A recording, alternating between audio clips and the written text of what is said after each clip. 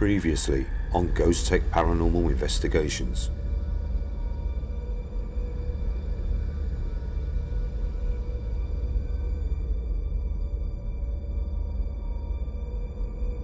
I'm not so sure I'd want to sleep in this room on my own. It looked like something was stood by you then, on your, what would be your left. I just heard a voice. Are you in there? That's gone cold. It's gone real cold here now. Just wanted to point out that if it was me that was moving, then that 360 monitor would have gone off. We've seen you, but could you make a noise for us so we know where you are in the room? Could you touch one of our devices we've got in here, please? Mark, something just went in front of you. I saw that as well. Walk towards the door. What's that? Coming up in this episode.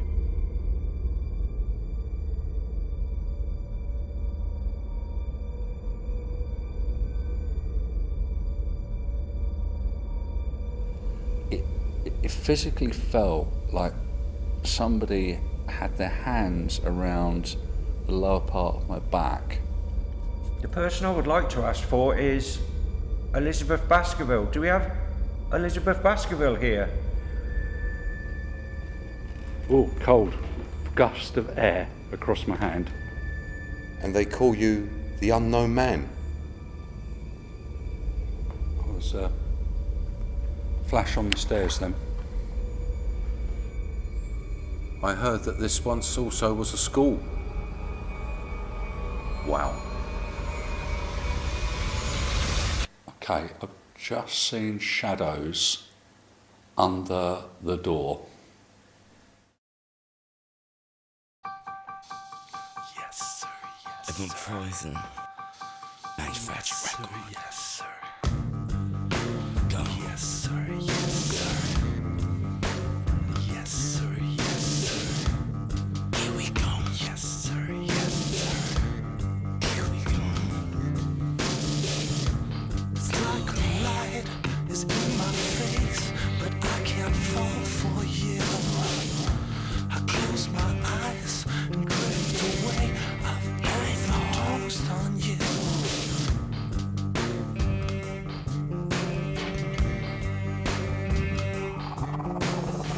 Cause then you wake up dead one day.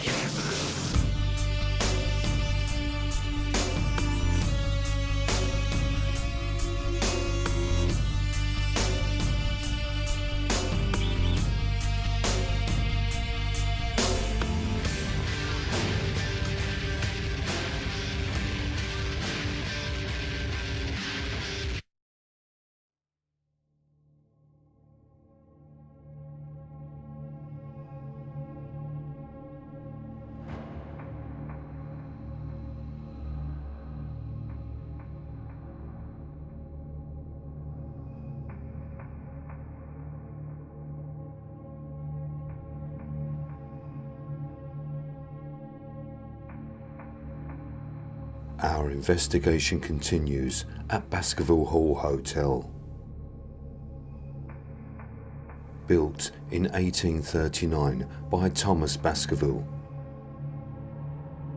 Sir Arthur Conan Doyle was a good friend of the Baskervilles, and it was here where Conan Doyle penned the classic The Hound of the Baskervilles, featuring the world's best-known detective, Sherlock Holmes.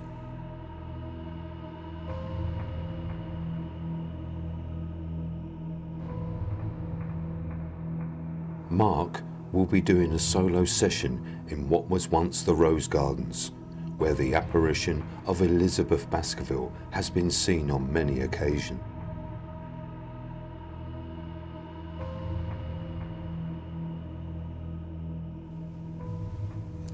I'm just starting my solo session off in the room that's called the Rose Gardens, and the reason why it's called the Rose Gardens is it was actually built on an old rose garden that Elizabeth Baskerville used to come and tend to, and she used to love coming out here, just spending some quiet time on her own and tending to the flowers.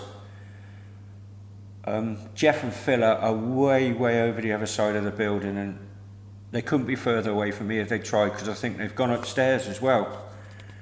So I am well and truly on my own down here. You might be able to hear a slight humming. That's coming. There's a swimming pool to my right, but otherwise I'm absolutely on my own in here.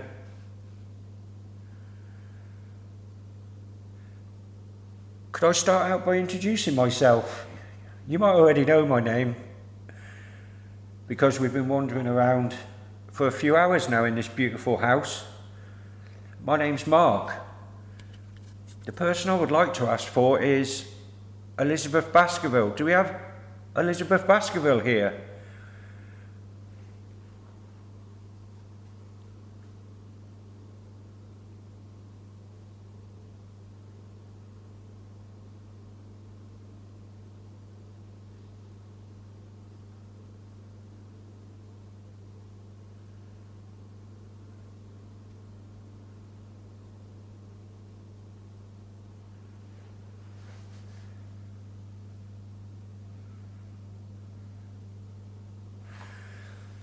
When this was your rose gardens, I can only imagine how beautiful it would have looked with all different sorts of plants and roses.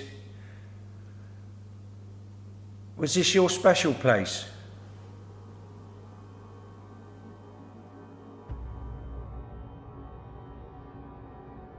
Whilst Mark is on the other side of the building, Phil and I set up an EMF tripwire covering the staircase. This is where there are reports of an unknown man that walks the hallways and staircases.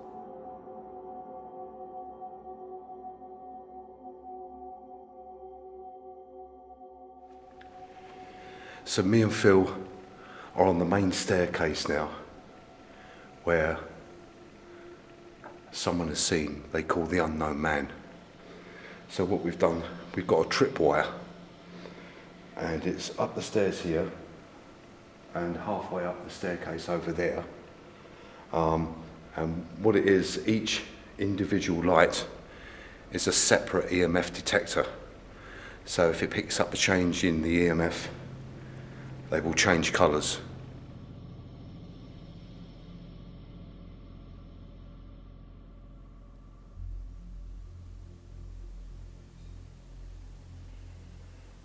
Do you know what, Phil? This has probably got to be one of the quietest locations we've ever investigated. It is like being in an underground bunker. It's that quiet. There are no roads near us. There's no street lighting. We're in the middle of the country in this big, massive mansion house. Good evening. My name is Jeff, and the gentleman there is Phil. And we're here this evening to speak to any of the members of the Baskerville family, or indeed if any of the people that were here that used to work for the Baskerville family.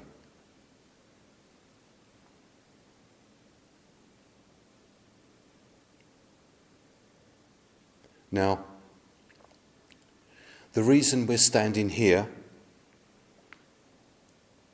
on this really big, impressive staircase is because there is a gentleman that's seen walking around here, up and down the staircase. But they don't know your name. And they call you the unknown man. And they would like to know who you are.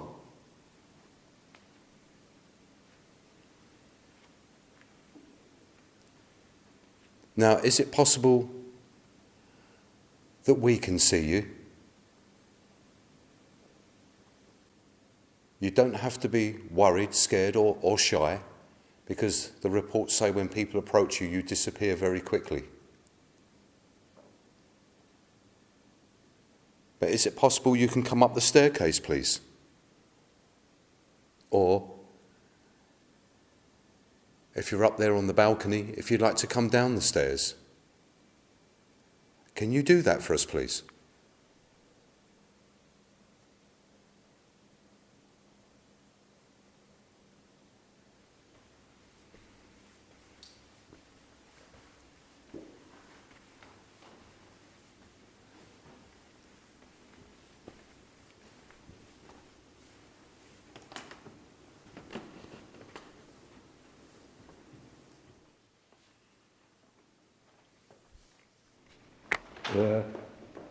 something just brushed past me.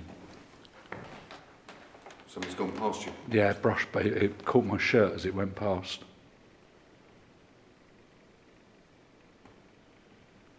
It went past in your direction.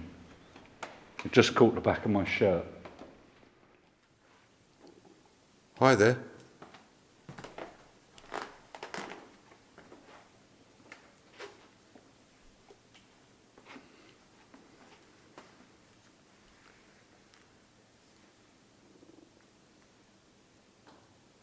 Can you tell me your name, please?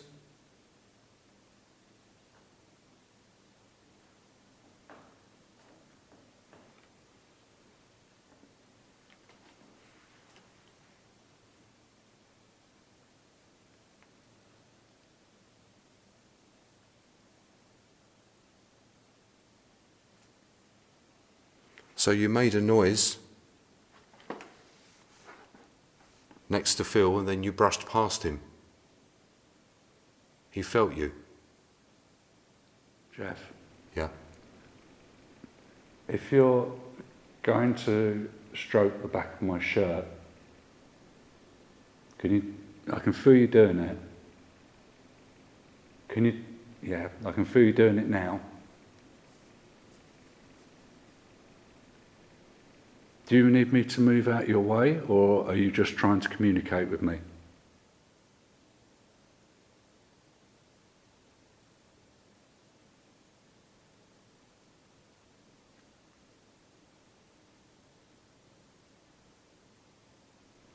I'm going to turn round, okay?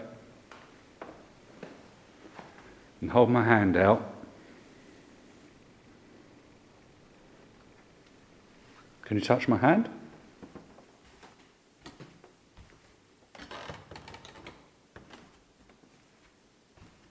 Oh, cold. Gust of air across my hand. That's it. Okay. Pass the camera over your shoulder. Careful. Sorry, Jeff.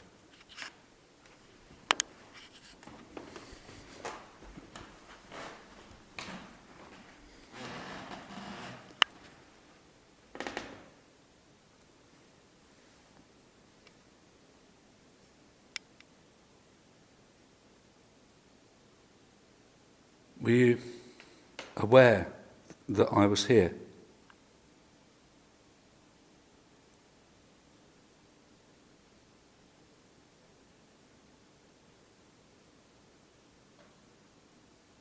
Can you push me a little harder?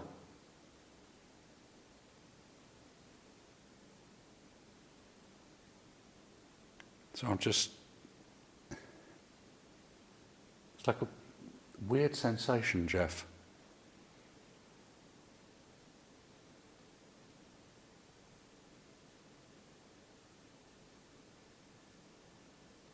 It's like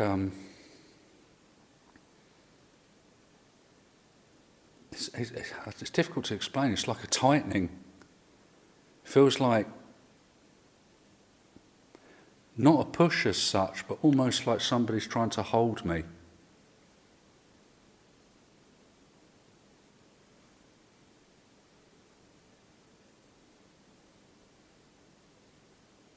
I'm just standing still because it's odd. Muster up all your strength.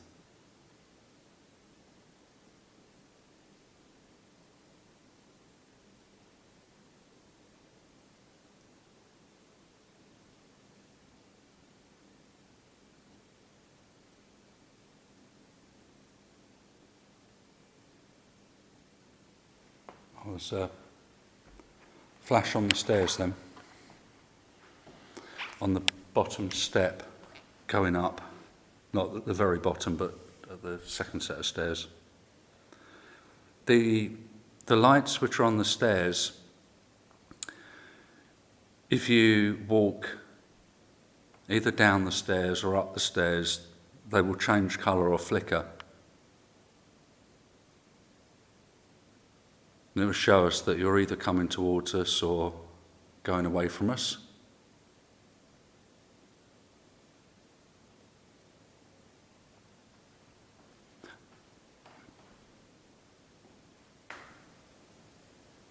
There's more than one of you here, isn't there?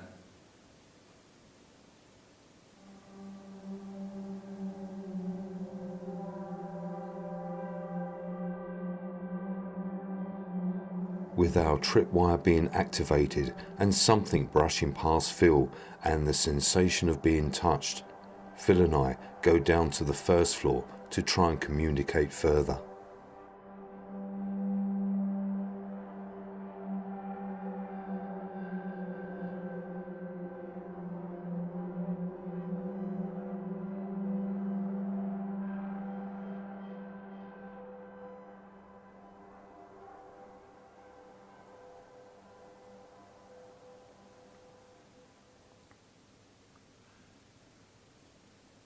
I heard that this once also was a school.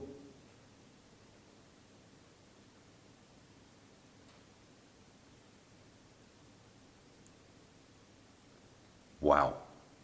Okay.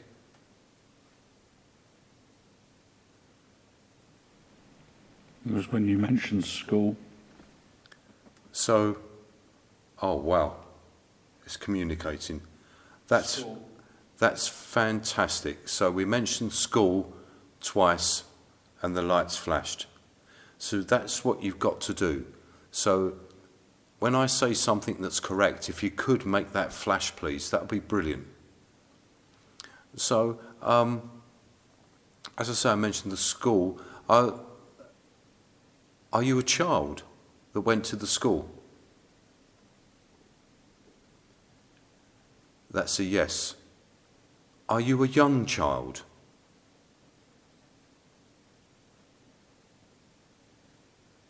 Nine, 8,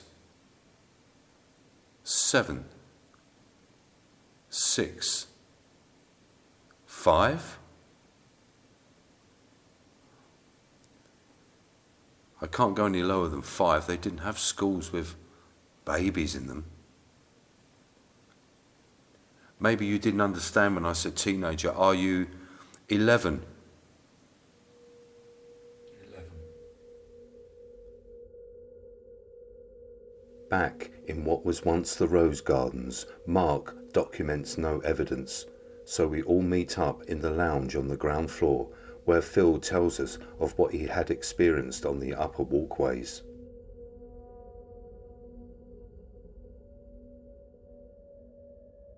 So Phil, when we was up on the landing on the top floor, you felt something brush by you, but you didn't look, well, you looked a bit uneasy. So what actually happened? It was weird. I mean, initially it felt that we heard a noise, and then I felt something brush past the back of my shirt, and it moved the back of my shirt, which in my typical way made me go, ugh. You know, I don't run away necessarily, but it does make you jump. That was fine. It then continued to happen. You carried on talking, and it just felt that something was touching the back of my t-shirt, the lower part of it, my outer shirt rather, and eventually I said to Jeff, stop, you know, this is happening. We swapped, you took the camera. It continued, and I actually asked for it to for it to push me, do it harder, and it was really quite strange because I didn't get shoved. It physically felt like somebody had their hands around the lower part of my back and was applying pressure. And it was really difficult to explain because it wasn't hard, it wasn't nasty. It was like somebody had laid their hands on my back and was just pushing slightly. Now, it got to the point where it wasn't stopping, and that started to make me feel a little bit uneasy. And that's why I said, look, stop now. Do it, you know, go and do it to Jeff so he can experience it as well. I also felt, please excuse me, it's a little bit goes a bit hazy, but I also felt a brush of wind go past me at one point, and when I held my hand out and said, "Look, touch my hand," you could feel it. It felt like a cold stroking like that across my hand. Now, I wasn't too fussed about that, but normally I don't get particularly freaked out with stuff.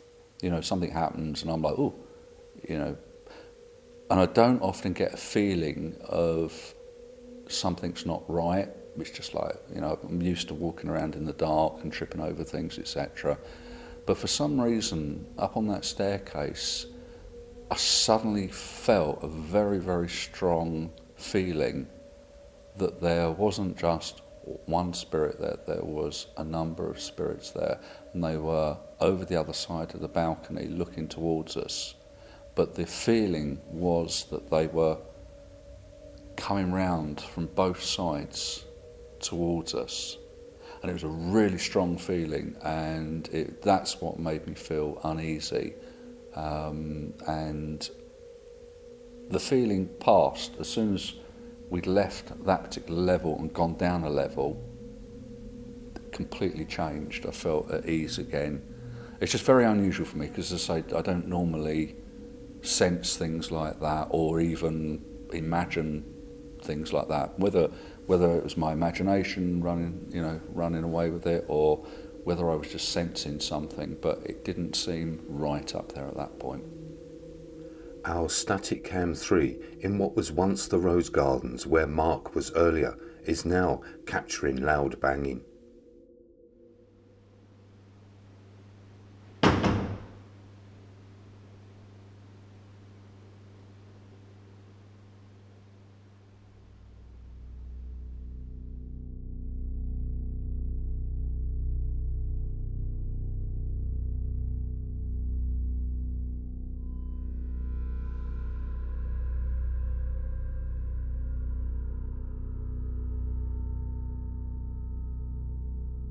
A child aged 11 has communicated with us from back in the days when the hotel was a boarding school.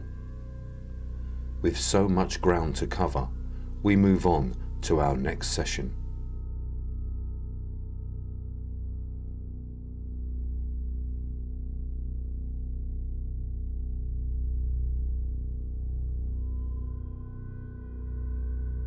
Phil will go to the dining room for a solo session, whilst Mark and we will do a full sweep of the location using the SLS cam.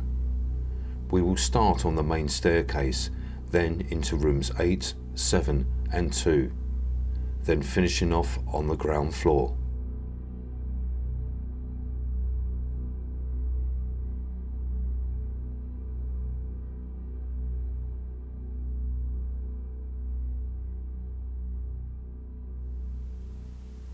Well, I'm here on my own now. Jeff and Mark have gone up to the very top floor, and they're going to do a walk around with the SLS cam. So I thought I'd do a little solo session in the dining room.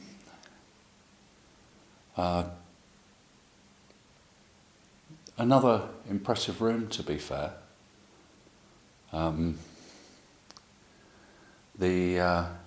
The panelling in this room, I believe, came from a church which was being renovated, but it didn't come directly. Basically, the guy who was doing the renovation of the church, all the leftover bits and pieces, the pews, bits of timber and stuff like that, he took home, and he actually did his own house in it.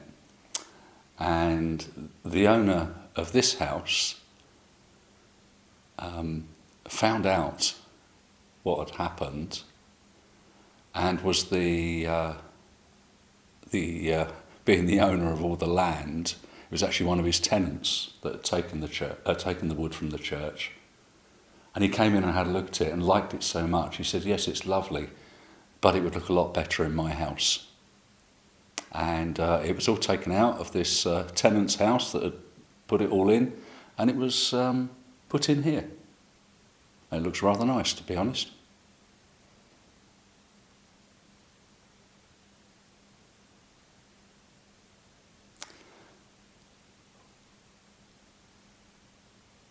What I'd like to ask you is, when this house was built, was this room used as the dining room?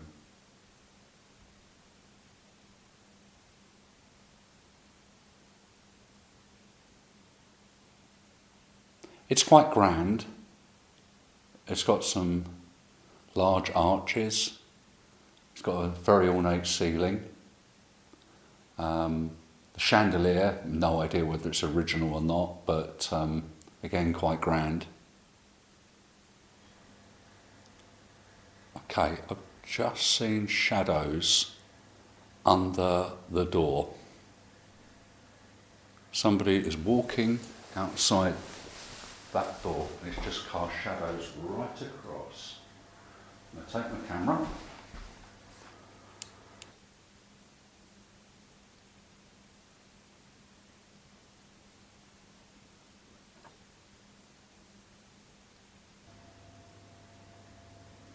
Let's go and have a look.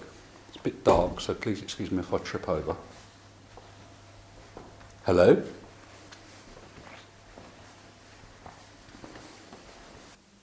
Who's in the corridor?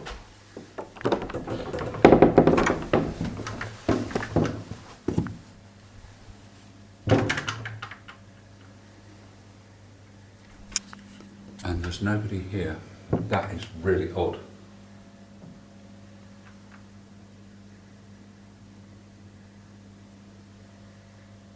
Okay.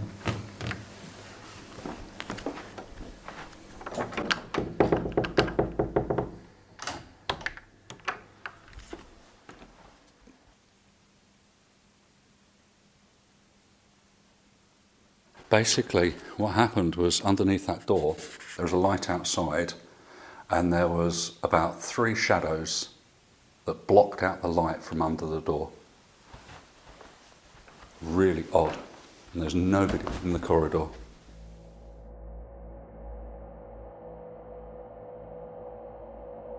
Phil sees several shadows of figures passing in the hallway from under the door. Mark and I are nowhere in the area, as we are still up on the other floors finishing our sweep.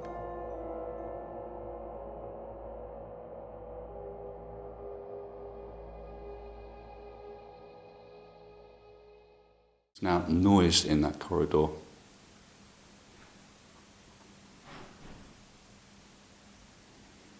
Let's switch the camera around. Let's go and find out what's going on. Because there's definitely something out here.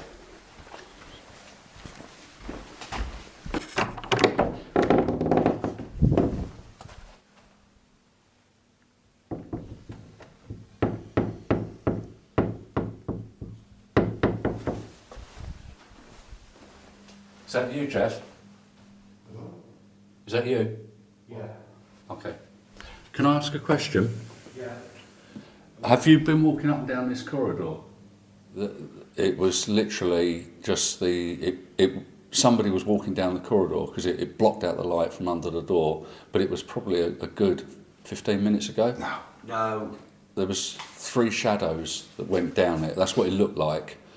By the time I sort of grabbed the camera and turned it round, and I went out into the hallway, there was nobody there, but I didn't hear anything. It wouldn't have been us. I heard, that's why I've come out now, because I heard a noise outside and I said, hang on, I'm going to go and find out what that is. Yeah, well, you heard, yeah. And that was you. Because, we went upstairs. We had a look out here first, went up there, up around, went into all the different rooms, went down there, stayed down there for a bit, and we've literally just come back now, and that must have been us you heard then. But it wasn't us then, before. We've only spent a minute down there. No, well in that case it wasn't you, because there was definitely, there was no sound of movement, but it was shadows under the door.